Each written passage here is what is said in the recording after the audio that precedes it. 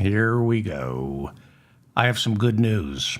I really do. Some excellent news. Christmas has come early.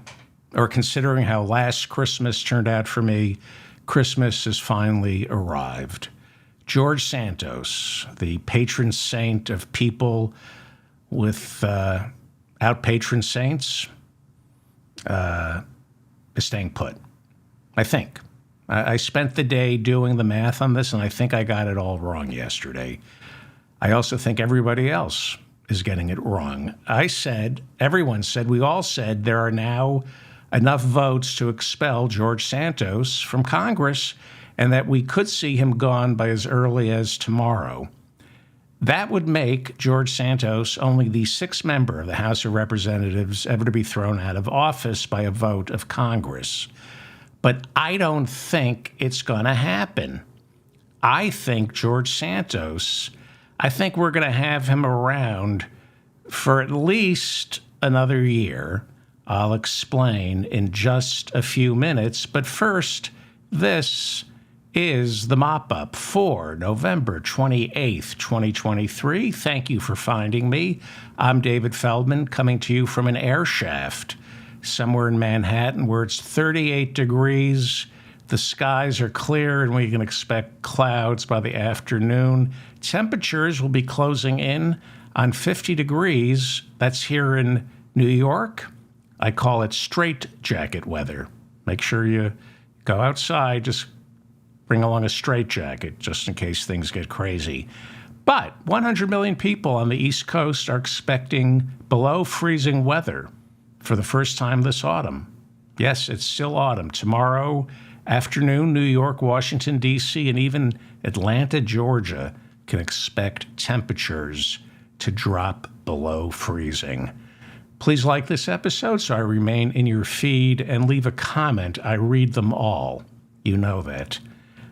All right, inflation is down to 3.2% on an annual basis, which means the rate of inflation has slowed, but prices are not coming down off their highs. Prices are just increasing at a slower pace, and that's a problem for Joe Biden because people don't say, hey, this hamburger costs $15 and that's only 3.2% more than it cost last year. Wow, the cost of hamburgers sure are rising at a much slower pace.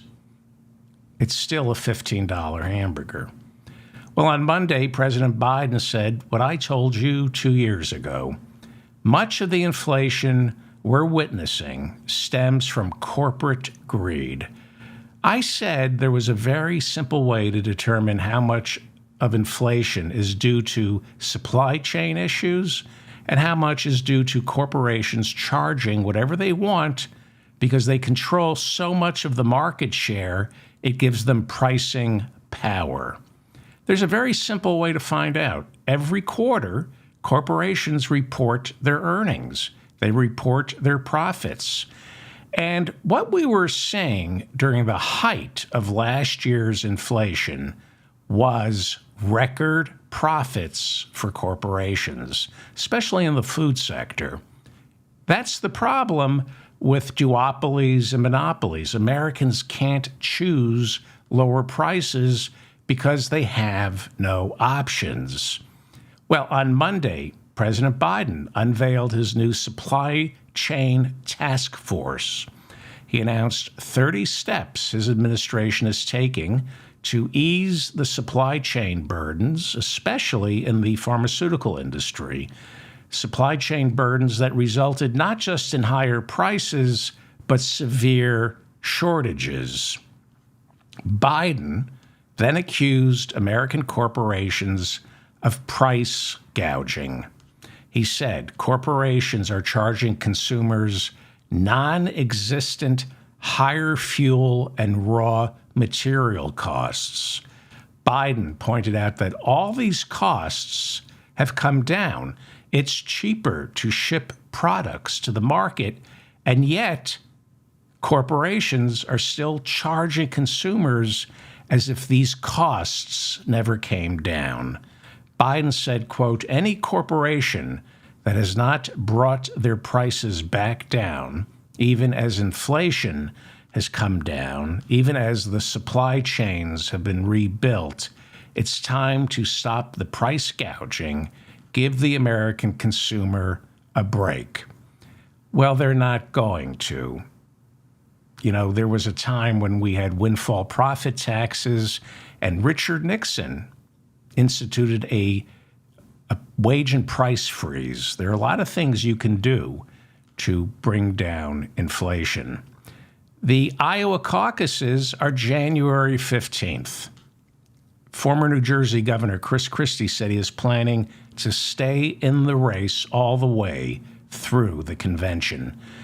Christie has been getting pressure to drop out now and throw his weight behind Nikki Haley so opposition to Trump can be solidified and not diluted by too many stray candidates who have no chance of winning. That's what happened in 2016. Christie, however, rejected the idea of leaving the race. He says primary voters deserve a choice. Sadly, this is the closest any Republican gets to being pro-choice. Meanwhile, the Washington Post reports that the Republican National Committee has nearly half the money in its savings account as the Democratic Party does. It's because big donors are reluctant to cut checks for fear the money will go to Donald Trump's campaign. The RNC reports it only has $9 million in its war chest. To give you an idea how bad that is, 8 years ago at this time, in the lead up to the 2016 presidential campaign cycle, the RNC had $20 million. As I've reported earlier, Republican state parties in Arizona, Michigan, and Georgia are completely broke, asking to borrow money from the RNC. And why are these parties broke? Donald Trump.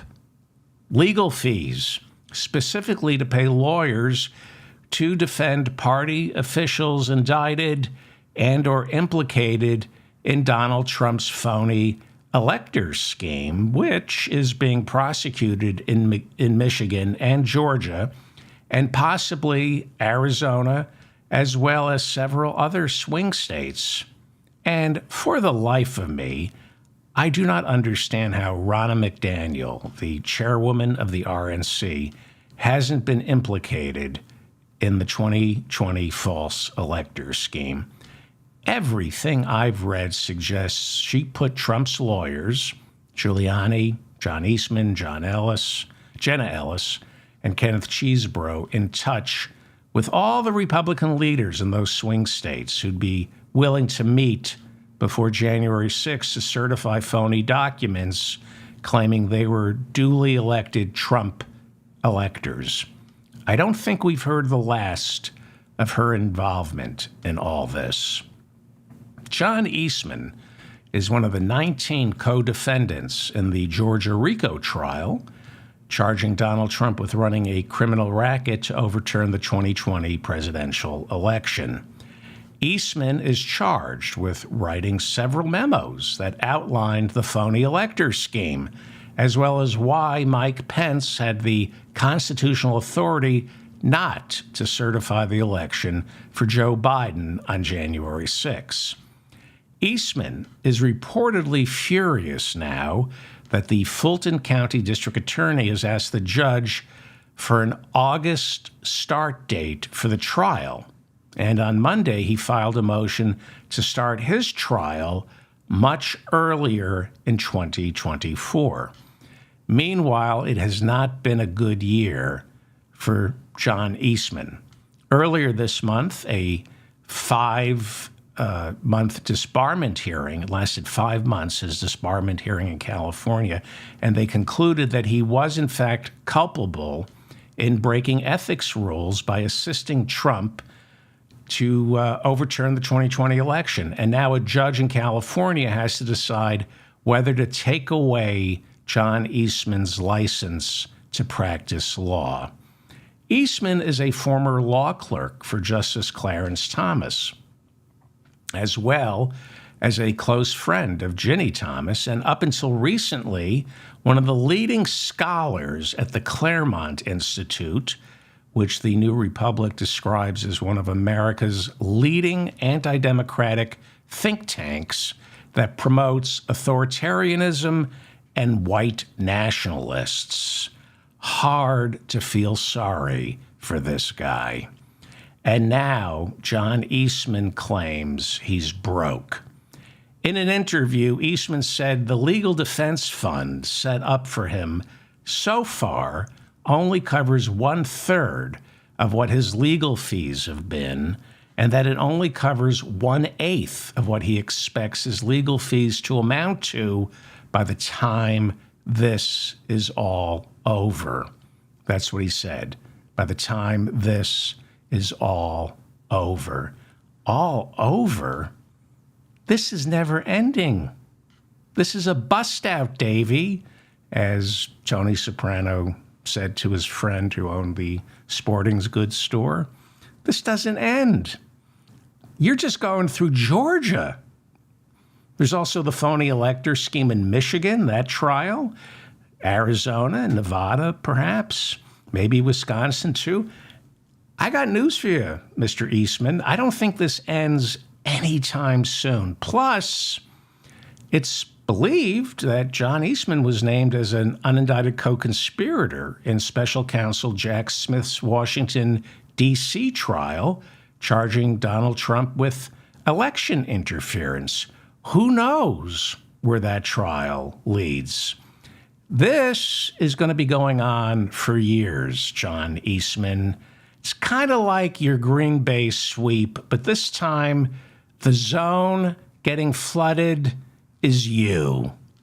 Eastman says he's running out of cash and is about to start tapping into his wife's retirement account, which he says he will probably end up completely depleting. He's going through his wife's retirement account. Eastman said he refuses to take a plea deal down in Georgia and plans to prove both his innocence and that voter fraud in Georgia is real. You do that. Don't plea out. You stick to your guns and go through your wife's retirement account, John Eastman.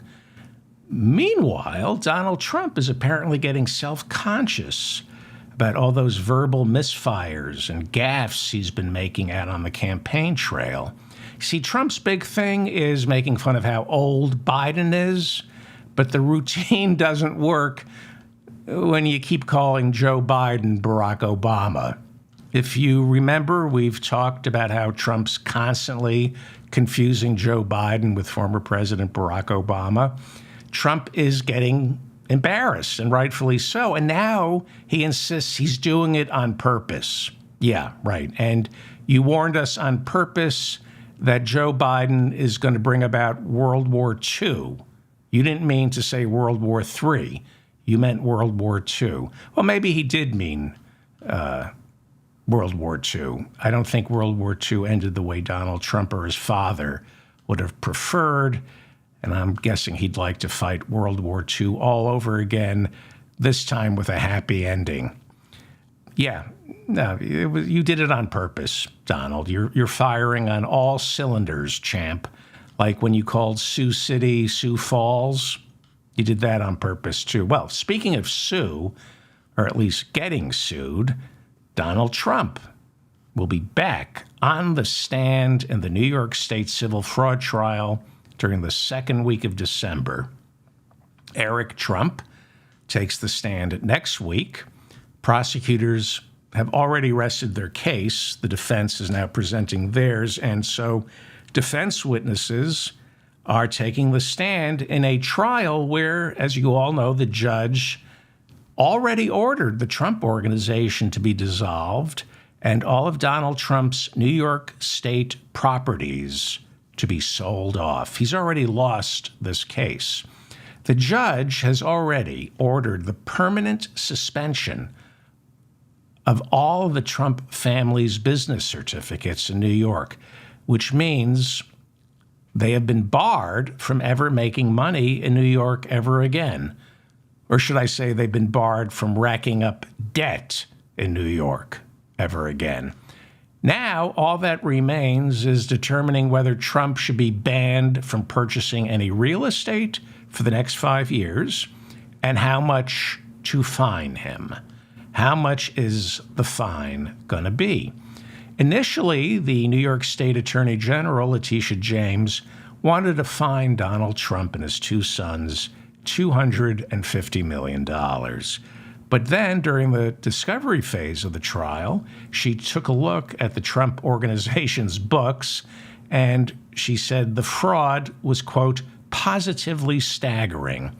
And there are some who believe she's going to ask for way more than a $250 million fine, possibly as much as $1 billion or double this. Now, granted, all of this is subject to appeal.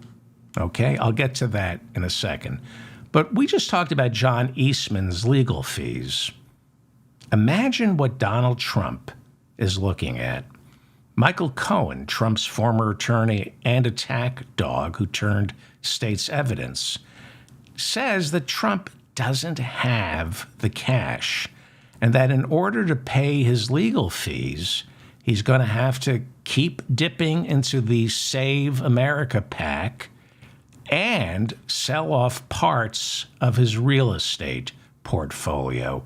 But does he own the real estate portfolio? Does he own enough of it to sell it? If Donald Trump is fined just $250 million, Michael Cohen said Trump would definitely have to sell off his properties. Again, nobody is quite sure how much of those properties Trump really owns. And nobody's quite sure how much he actually owes on the properties and to whom. For example, does he really own Mar-a-Lago? His name may be on the title, but how much has he borrowed against it? For all we know, the loan on Mar-a-Lago could be, most probably is, completely underwater. It means he borrowed more than it's worth.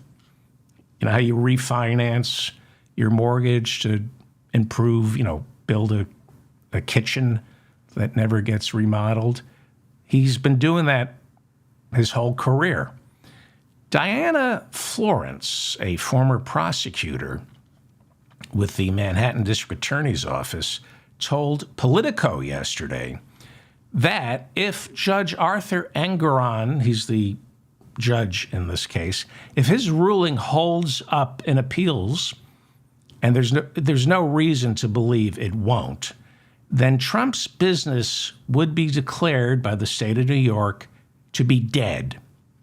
Trump's three big properties in New York, Trump Tower, 40 Wall Street, and the Trump International Hotel, would all be turned over to a court-ordered executor who would then sell off these properties and at the same time use the proceeds from those sales to pay off any loans, any liens, any extra mortgages that we don't know about, and of course then pay off any businesses that Trump owes money to. And he owes people money for services rendered.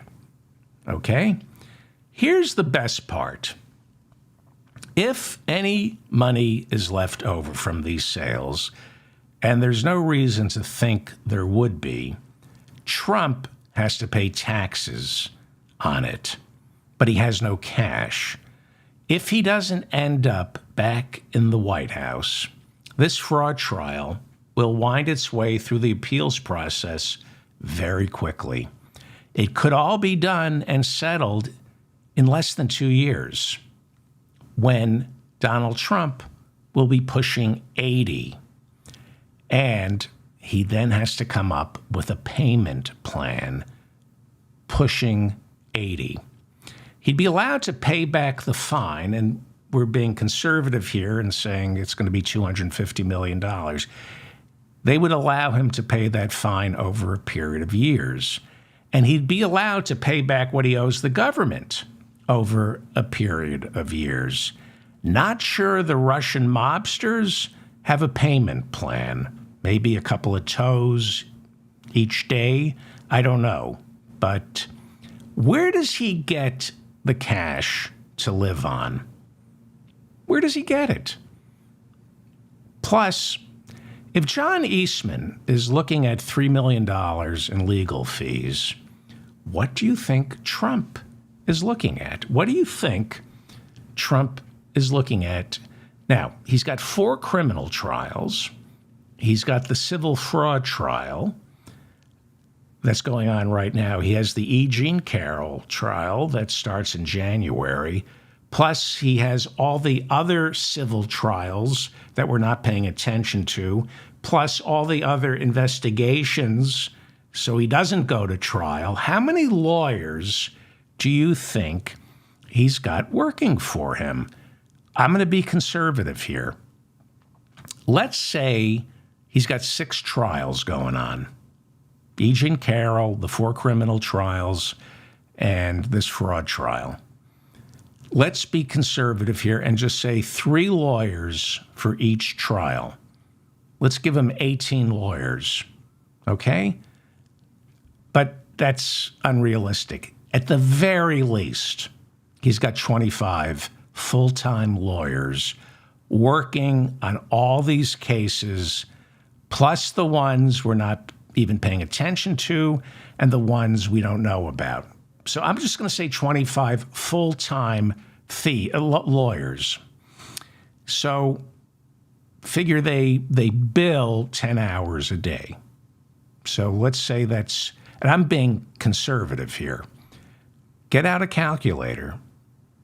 I have it at 250 billable hours a day, 25 full-time lawyers, 10 hours a day, 250 billable hours a day. They work 6 days a week. That's 1,500 billable hours a week. 52 weeks a year times 52. In 1 year, and this has been going on since he left office, 78,000 billable hours in a year, not including expenses. Now, what do these lawyers charge? I don't know. I'm guessing some as much as $2,000, but since he's giving them a lot of business and there's the potential for a lot of future business, let's just say $750 an hour. So I'm getting, in 1 year, $58,500,000 a year in legal fees just for Donald Trump. So, and I'm being conservative. Now, the past 4 years, how much do you think he spent on lawyers? The RNC picked up some of his legal fees until he declared he was running for president again.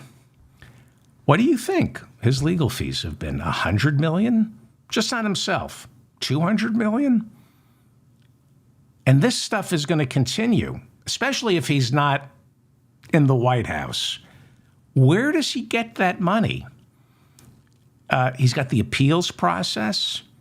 Again, if he doesn't win in 2024, once it becomes apparent that Donald Trump's not going to be president again, his followers abandon him. Sure, there will always be the losers who stick with him and keep donating to the Save America PAC.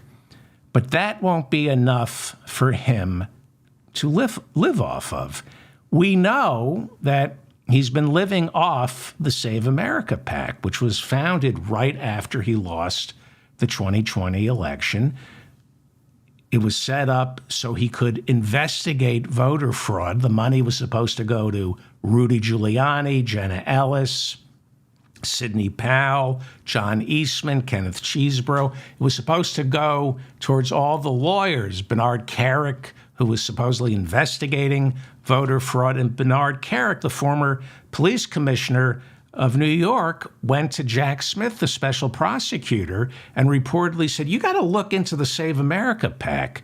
None of this money is going where Donald Trump said it was, and nobody knows where it's gone. And we're talking about hundreds of millions of dollars.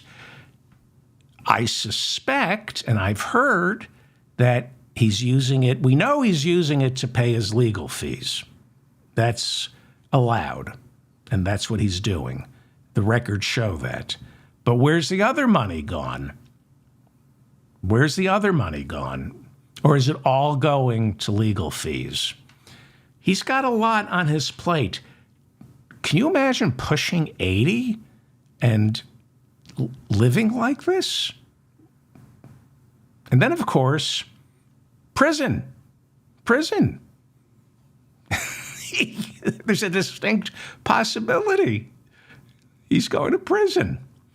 Imagine Trump no longer a candidate for office, just a failed ex-president, a failed businessman who's lost his licenses in New York to do business. Nobody's going to borrow money, lend him money. Truth Social is a bust. It's lost $70 million. He can't make money. So he's got no cash, trying to stay out of prison, appeals, and then seeing the legal bills. You know, luckily for Trump, he doesn't imagine risk. He's like a 16-year-old adolescent boy. They have no capacity to imagine how dangerous something is. So I don't think his mind goes there. If it did, he'd be in a state of panic. This is not going to end well for Donald Trump. His poll numbers are impressive, but the only way for them to go is down. And as I talked about last week, Americans don't pay attention the way you and I do. They're not watching him. Once they say, oh, it's time for me to figure out who to vote for, and they take a listen and a look at this madman, he's screwed. He's screwed. Anyway, Congress returns to work on Tuesday and will keep going until their Christmas holiday begins December 14th. It's going to be a very busy 3 weeks. So what will consume Congress during the next 3 weeks? Well, the good news is we're not looking at any government shutdowns until January. I'll have more on the budget process a little later on in this episode, and then I'll talk about George Santos and why I don't think he's going anywhere. I think he's staying put. I think we all got it completely wrong. He's not leaving the House of Representatives. One of the underreported stories right now is Section 702 of the Foreign Intelligence Surveillance Act, FISA. It expires at the end of the year. Now, to best understand what this is, the Biden administration, the Justice Department, the FBI, and the CIA all insist Congress must renew Section 702 of the Foreign Intelligence Surveillance Act, or America will be vulnerable to foreign terrorist attacks. That's one side of the argument. The other side of the argument is Rand Paul and the ACLU.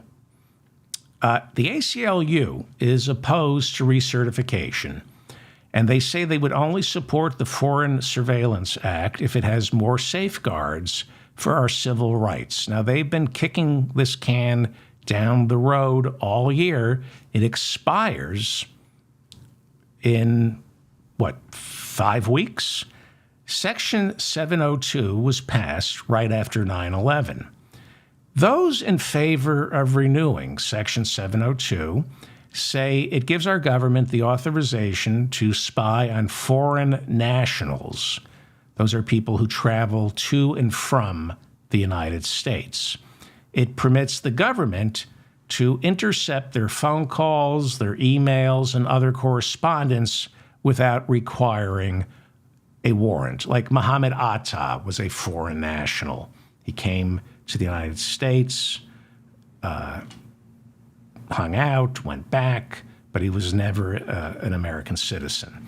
So after 9/11, they passed Section 702 of the Foreign Intelligence Surveillance Act so that next time Homeland Security, the FBI, the NSA, they could spy on somebody like Mohammed Atta before he flies a plane into the World Trade Center. This Section 702 does not give the government permission to spy on American citizens. But the ACLU says there's overwhelming evidence of rampant abuse, insisting the FBI uses Section 702 to find what are called legal backdoor entries into the private emails and phone conversations of U.S. citizens. For example, if Mohammed Atta is talking to an American citizen, the FBI, the CIA, is more likely than not to listen in. Senate Judiciary Committee Chairman Dick Durbin of Illinois said during a hearing last summer that he will not support renewing Section 702 of the Foreign Intelligence Surveillance Act unless there are significant safeguards to protect American citizens from getting spied on. And those concerns are echoed by Republicans, senators like Mike Lee and Rand Paul.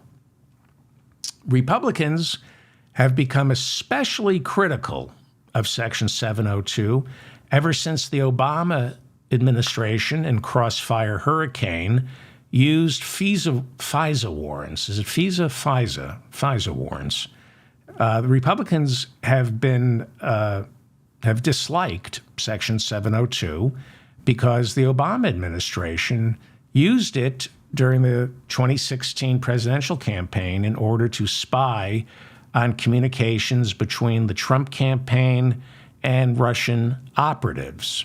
If you looked at the Durham report, there was evidence that somebody forged a FISA application. The FBI does play fast and loose with the Foreign Intelligence Surveillance Act. So that has to be addressed before the December 14th holiday break. That's on the agenda. Okay? And then there is the emergency funding for Ukraine, Israel, Taiwan, and the border. This is what they have to get done before December 14th.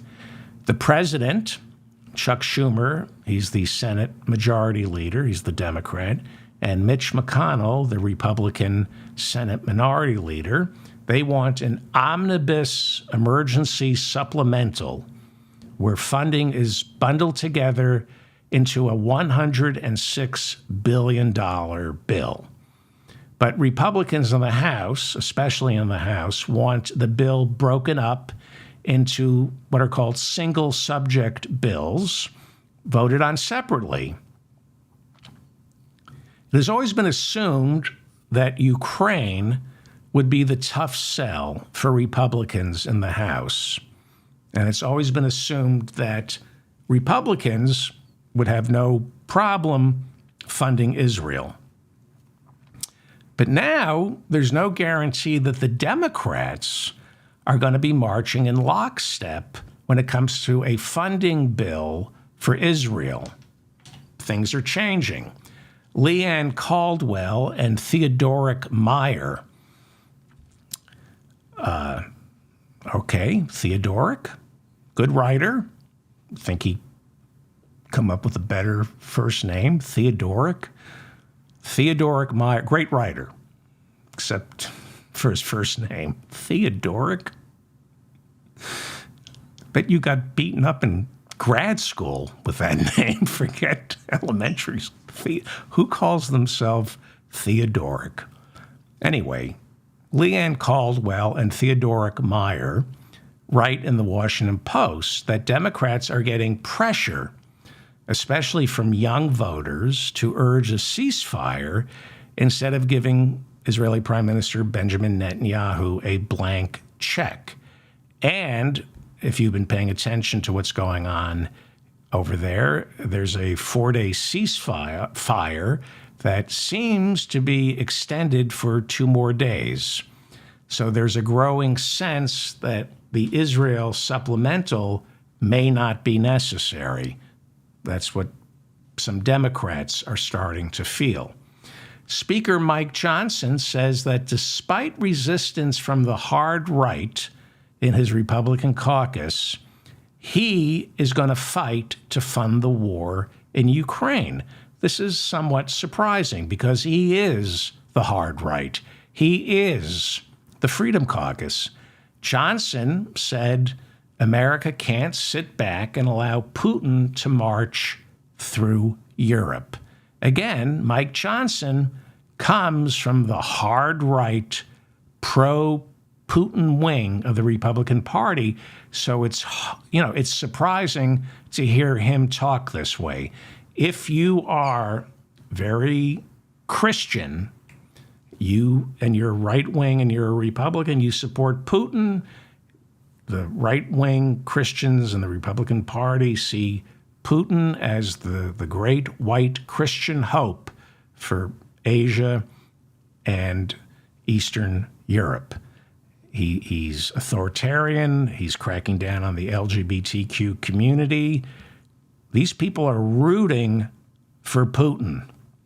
So it's somewhat surprising to see somebody as devout as Mike Johnson supporting Ukraine. Johnson suggested that he will wrap a Ukraine supplemental in with funding for the border, which Republicans think is the only way to sell Ukraine funding to a good number of Republicans in both the Senate and the House. They've come up with a way to sell Ukraine by matching it with border funding, because Republicans like to portray the migrants as an invading army. They're anything but. That's how Republicans portray them. And so, politically speaking, in their enfeebled minds, Republicans feel they're being negligent, worrying about Putin violating Ukraine's borders without also worrying about migrants violating our borders. But that's how Johnson is going to package the Ukraine supplemental. He'll tie it up with a border security bill. As for funding Israel, Johnson already sent a separate supplemental, a single subject bill, to the Senate. It was dead on arrival because Johnson's supplemental for Israel gives Israel $14 billion, but pays for it by removing $14 billion from the Internal Revenue's budget for 2024. It's estimated that you spend, a little money on the IRS. There's $60 billion that's been earmarked for the IRS in the Inflation Reduction Act. And that $60 billion is supposed to reap like $1 trillion over 10 years. And the Republicans claim, how are you going to pay for this? How are you going to pay for all these? Well, you beef up the Internal Revenue Service, and then the Republicans show their hand and say, no, well, we really don't care about deficits or spending. We're just trying to protect corporations and billionaires, make sure they get to keep as much of their ill-gotten gains as they possibly can. Meanwhile, House Intelligence Committee Chair Mike Turner told Meet the Press on Sunday that he didn't see how any of these emergency foreign aid supplementals can be addressed until January. But Punchbowl is reporting that Speaker Johnson feels a sense of urgency and is going to get to work on these foreign aid supplementals when Congress returns to work today. They come back to work later today. So we have some good news. We won't be staring down the barrel of a government shutdown, thanks to this laddered two-step continuing resolution. Partial funding for the government expires on January 19th, and then the rest of the government funding expires on February 2nd.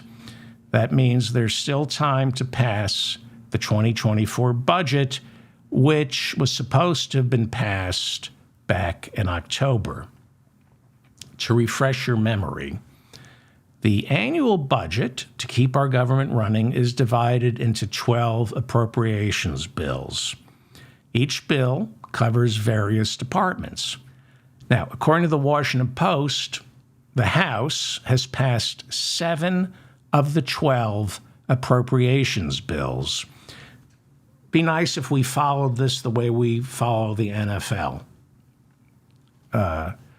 So the House has passed 7 of the 12 appropriations bills, which means those 7 bills are up in the Senate for the Senate to vote on. Now, the bills, those bills, if they're passed in the Senate and the House, they go into a conference committee where the House and the Senate in the conference committee draft a final version of the appropriations bill. Then both the Senate and the House vote once again to finalize it. You do that 12 times, and you got yourself a budget. So this process gets very contentious, with lawmakers adding amendments or trying to remove someone else's rider. The process has evolved so that power is now concentrated in the hands of both the Democratic and Republican leadership.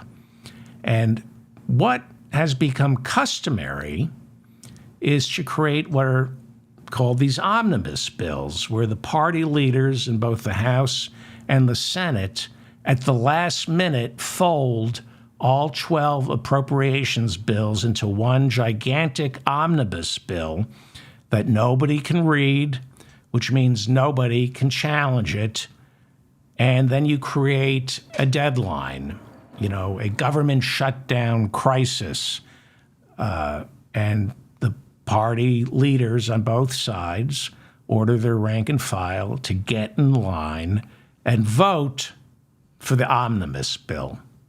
It's one of the reasons so many lawmakers from both sides of the aisle are heading for the door. We have I don't think it's a record number of members of Congress quitting, but it's a lot. It's a lot because there's a growing sense among lawmakers that when it comes to the nuts and bolts of our democracy, which is the budget process, we've talked about this. A nation defines itself by what it spends money on.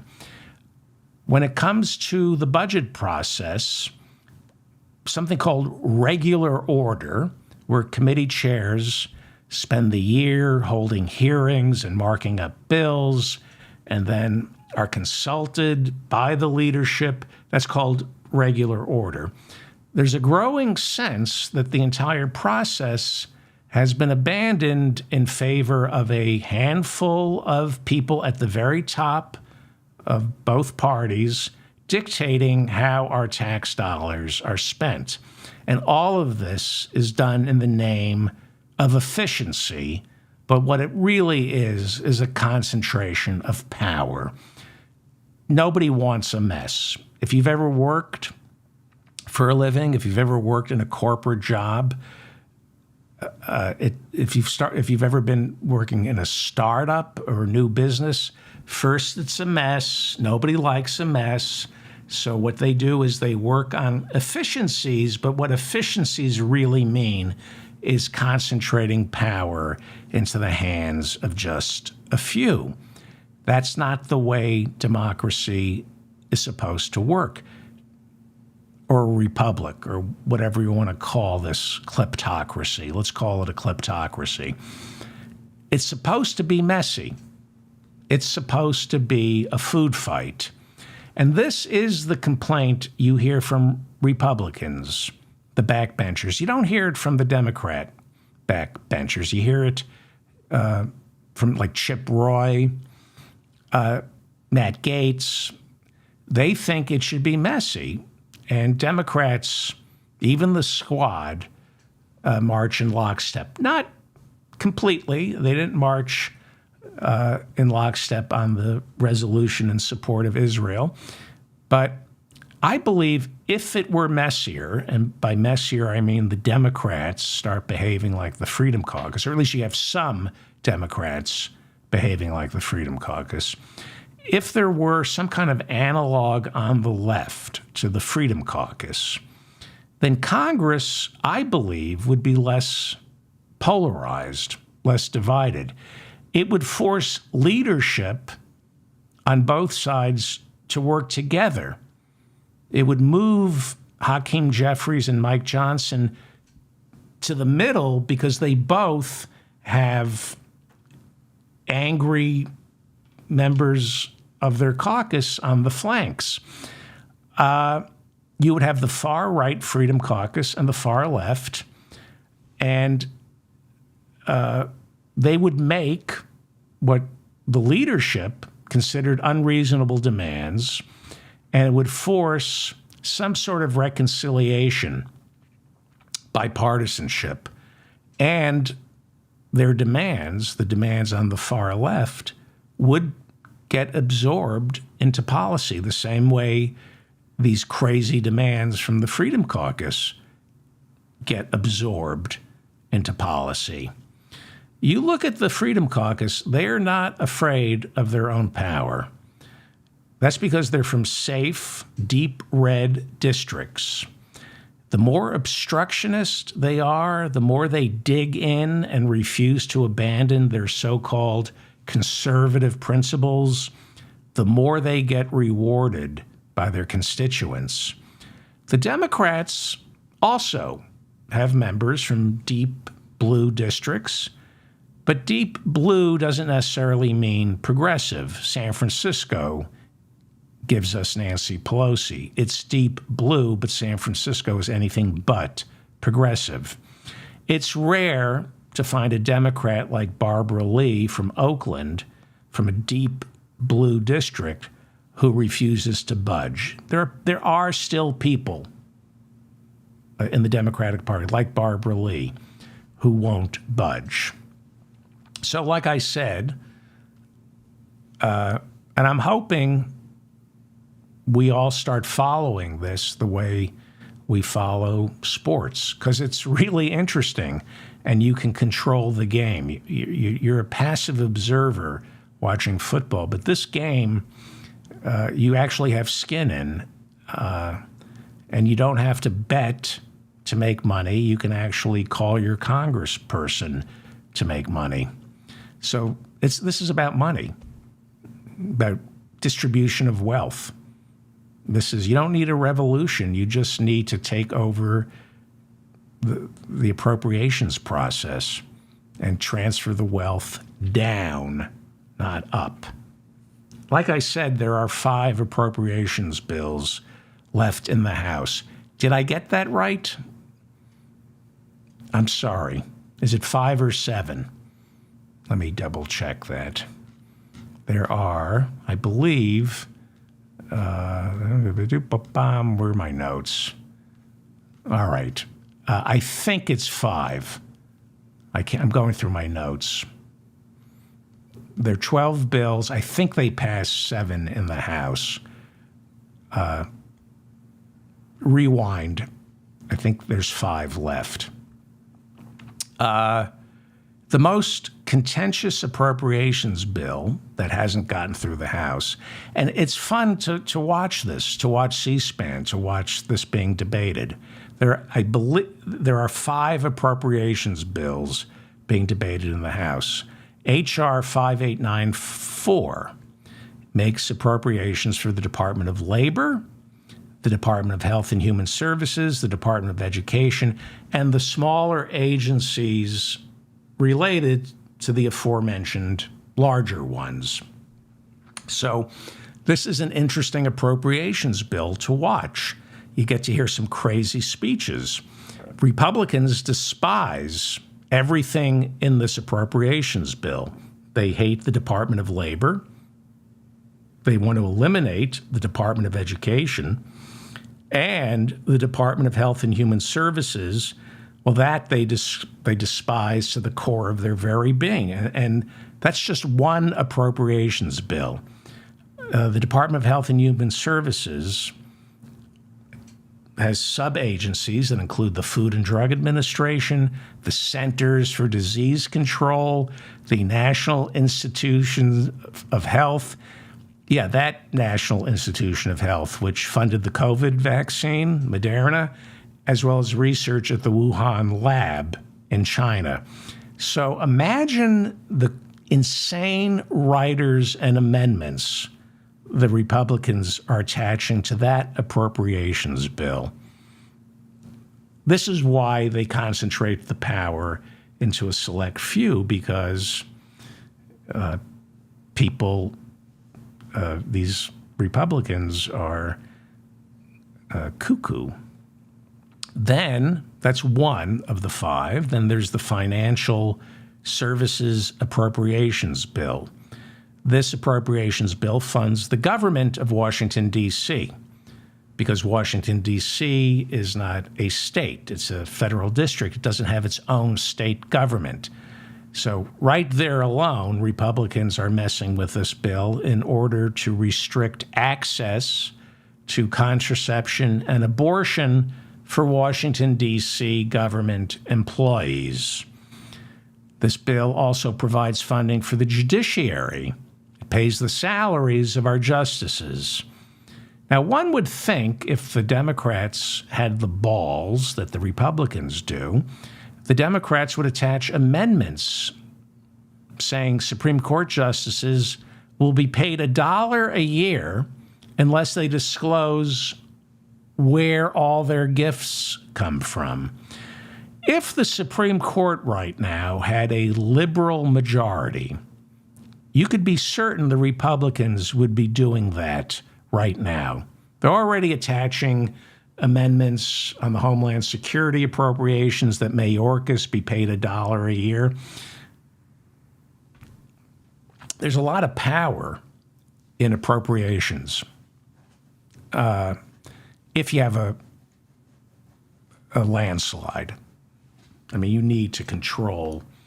It can't be these tight margins. If the Democrats control the House and the Senate the way they used to, you can move things through appropriations. People don't even know it's happening. Anyway, that's going to be a tough appropriations bill to get passed in the House. Then there's the bill that funds both the Department of Transportation and the Department of Housing and Urban Development. There's another appropriations bill that funds the Department of Agriculture, and that's not the same as the Farm Bill. Farm Bill, I believe, is every 5 years. This is to fund the Department of Agriculture. And finally, the fifth bill, so it looks like it's five.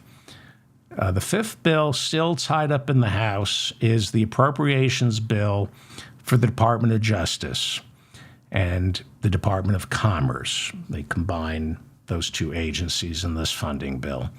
This is the bill that funds both the Justice Department and the FBI, and we know how much Republicans love the FBI and the Justice Department. So will they be passed by February 2nd? I don't know. Okay, we had our vegetables. Sorry about that, but it's important. And the more we go over this, the more fun it is to watch C-SPAN. And so, George Santos. Let's talk about George Santos. If you've been following the George Santos saga, you know we might see a vote tomorrow to throw him out. The Republican chairman of the Ethics Committee last week introduced a bill to throw him out. But he introduced the bill in such a way that the bill doesn't have to be voted on if Republicans don't want it to be voted on. It's not privileged, as I understand it. A bill that's privileged is where you go to the floor of the House and introduce it. Then it's privileged and you can force a vote on it. For example, I think Marjorie Taylor Greene introduced a bill to impeach Alejandro Mayorkas, the head of Homeland Security, and it was a privileged bill. In other words, she went to the floor to read the bill, and that forced a vote on it, and that's why it failed. So it's not a privileged bill. The House Ethics Committee, they filed this report. They found George Santos guilty of all these financial irregularities, and Guest, the head of the chairman of the Ethics Committee, filed this motion to have him removed. You need 2/3 of the House to expel him. But Guest didn't file it as a privileged bill. He just filed it and kind of left it up to the Speaker to decide when and if there should be a vote to expel George Santos. Now, this is why I don't think they're going to vote to remove him. According to House rules, any member can force the vote. If it's not privileged, any member of the House can force a vote. And Democrat Dan Goldman of New York is expected to force the vote on Santos. I think he's going to force the vote tomorrow because the Democrats want Santos gone because that's one less Republican in the House. And if a Democrat forces the vote on expelling George Santos, I don't see how Mike Johnson rallies behind Dan Goldman and urges members of his caucus to bring the expulsion past the 2/3 threshold. I just don't see that happening. Democrats want George Santos gone because that's one less Republican in the House of Representatives. So I think he survives the vote. I think Mike Johnson says to his Republicans, we can't get rid of him. Republicans, they've been talking a big game about getting rid of George Santos.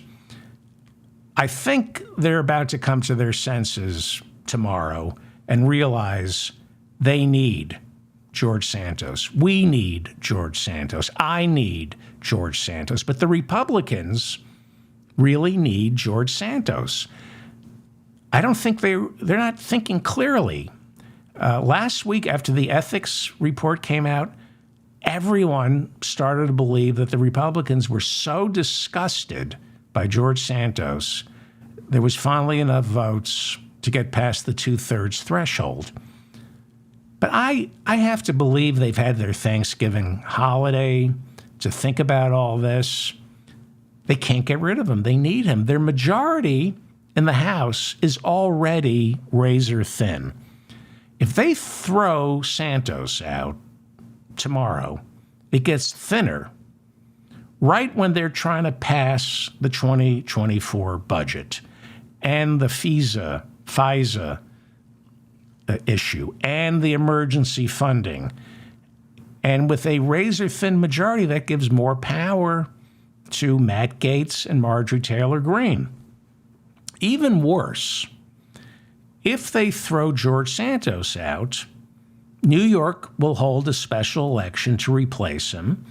And it is now believed, according to the polling, that Santos's seat would now go to a Democrat, that a Republican would not win back his seat. For some reason, voters from George Santos's district no longer trust Republicans. I don't know why. So, why would the Speaker, Mike Johnson, urge his colleagues to throw George Santos out? It makes absolutely no sense for him to do that. Mike Johnson and the entire Republican caucus is an owned and operated subsidiary of Donald Trump.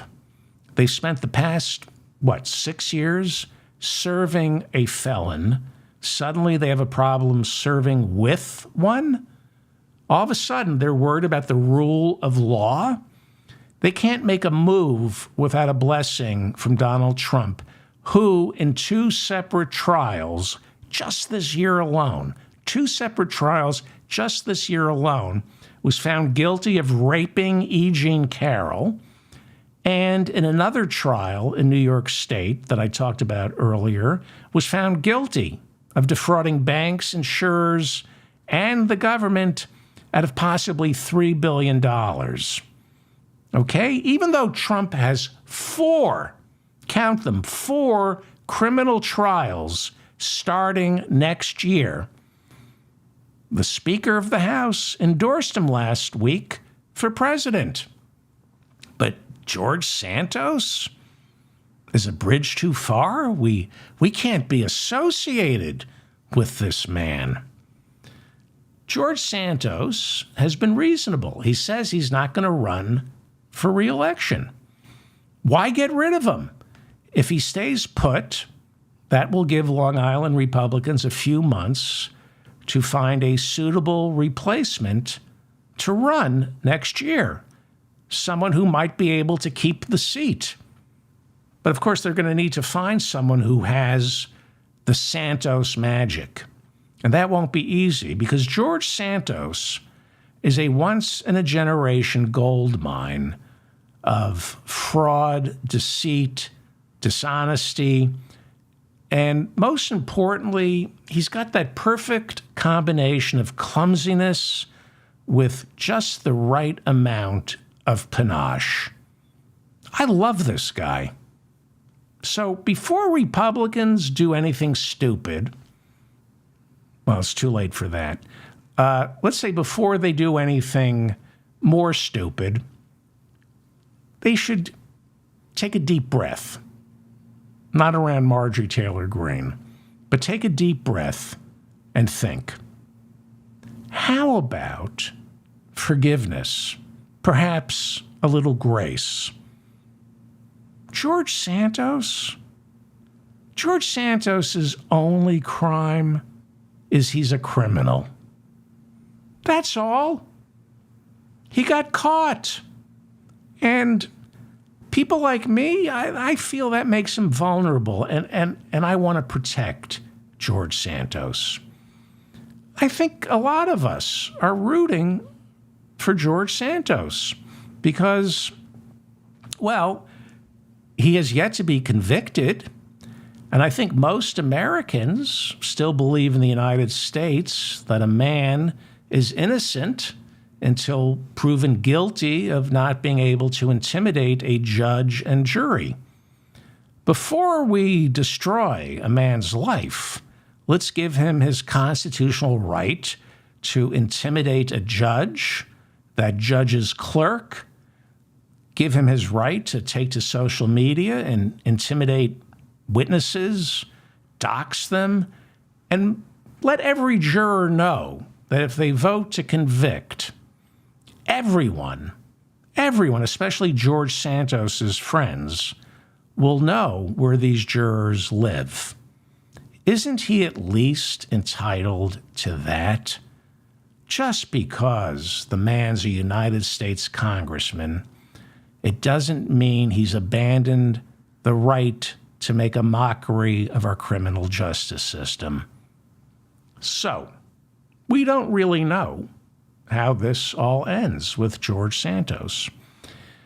Granted, he has been indicted by the feds on 5 counts of stealing money from his own campaign, 3 counts of wire fraud, 1 count of defrauding the U.S. government, and 2 counts of making false statements. And then there are the superseding indictments, charging him with identity theft, falsification of records, more wire fraud, a few more false statements, aggravated identity theft, aggravated wire fraud, first-degree identity aggravation, high wire fraud, and parking a stolen hearse in front of a fire hydrant with a dead body in the back. So, yes, on the surface, it looks bad. And yes, below the surface, it looks even worse. But deep below the surface, like really deep below the surface, and then out through the bottom, and then moving far, far away from both the surface and the bottom, it doesn't look so bad. I mean, if you step away from the entire thing, completely ignore all of George Santos's crimes, then it doesn't look all that bad. You just need perspective and blinders. And might I add, empathy. Whatever happened to empathy? There are extenuating circumstances.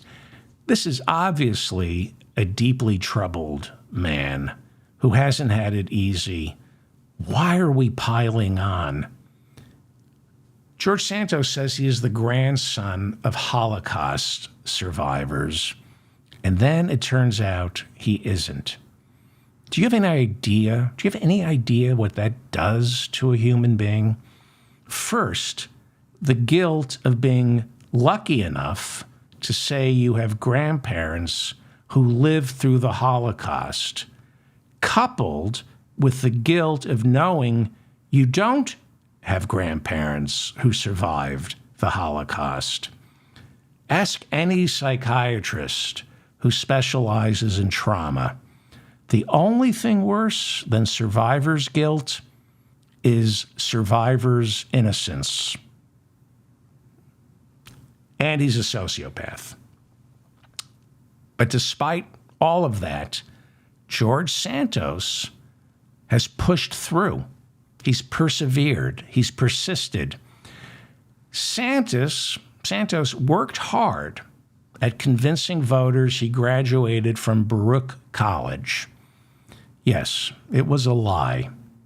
But lies often reveal a deeper truth about the person telling that lie.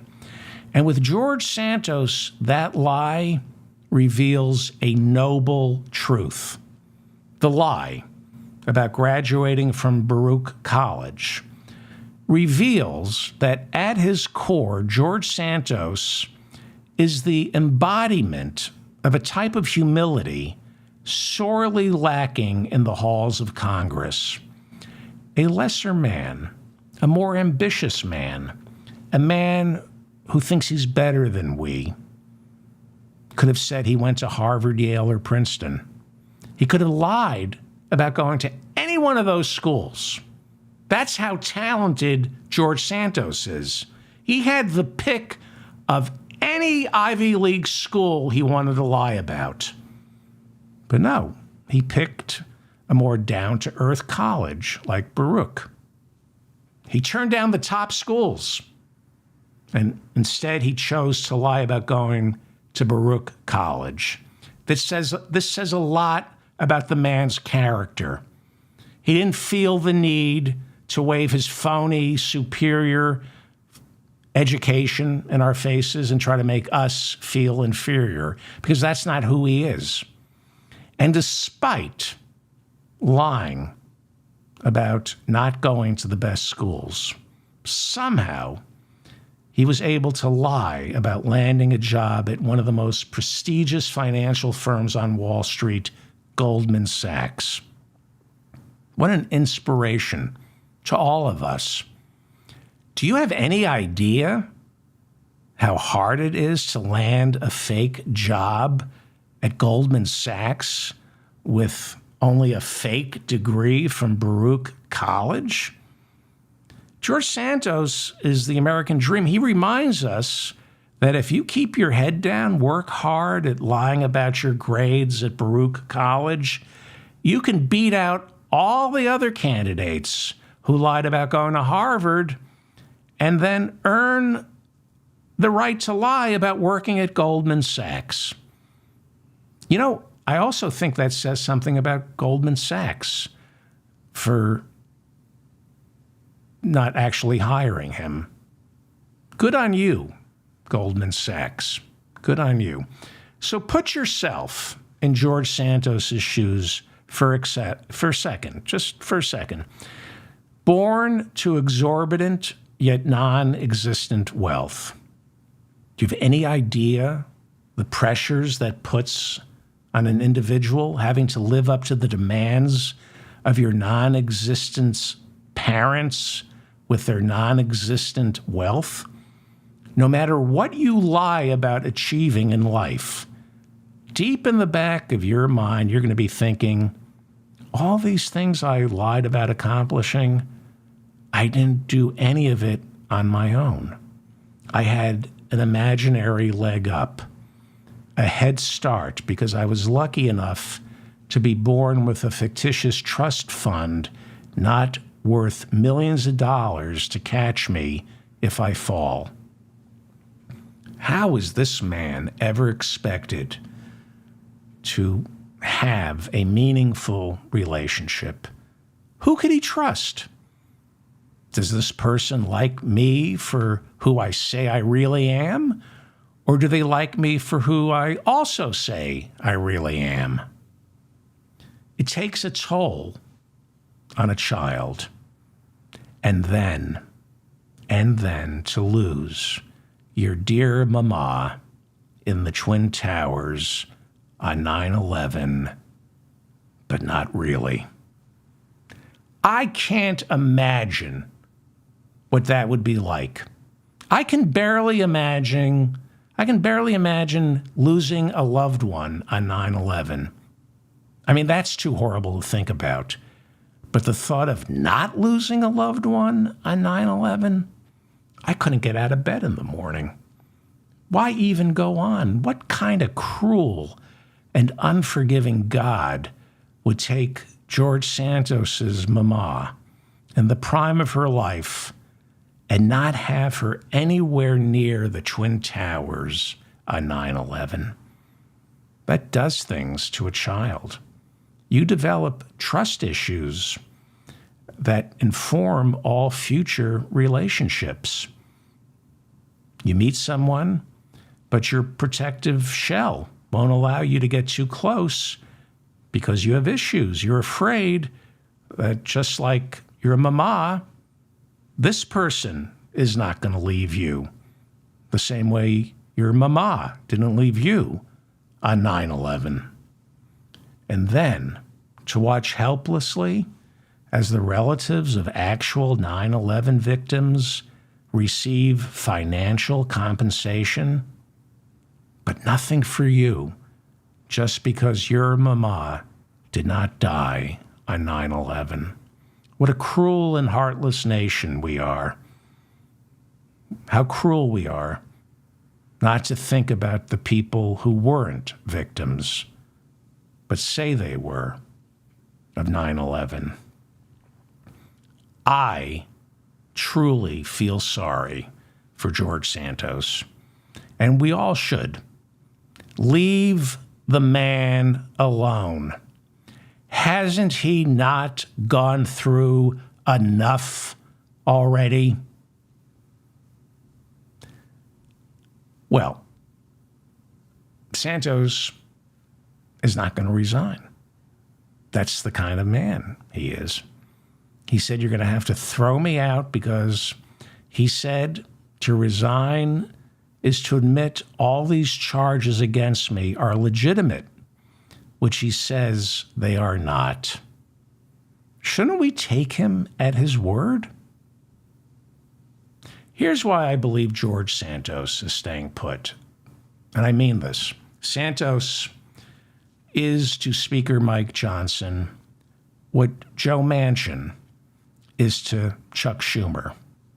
No matter how much of an embarrassment and piece of shit he is, you need him. I'm David Feldman, reminding you to stay strong and protect the weak. Thank you for listening. Please share this if you can with your friends. That's the best way to help this show, is by sharing this via social media or in an email or a text message. Please like this episode. Please subscribe to my newsletter. Please subscribe to this channel. Thank you to the mods, Bob in the chat room. I don't know if Bob is awake. We started a little late today. I think that covers everything, right? Okay. Thank you very much. I'll see everybody tomorrow. Thank you for listening to me.